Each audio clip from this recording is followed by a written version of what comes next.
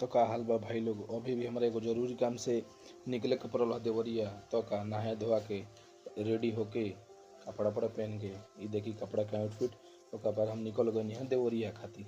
देवरिया जात जात कब हमरा आगे लार आ गई पता भी ना चलल ह। धीरे धीरे लार क्रॉस करके ओकरा बाद जी हमने के पहुँच गए नहीं हजा। पहुँचला के बाद का स्कॉर्पियो उठने हजा और चल गए हजा घूमे। घूमत घूमत कब शाम हो गई पता भी ना चलल ह। पता होते ही चलो गए हजा एगो दोस्त के वाइफ के बर्थडे रहा तो हमें पार्टी एंजॉय करे।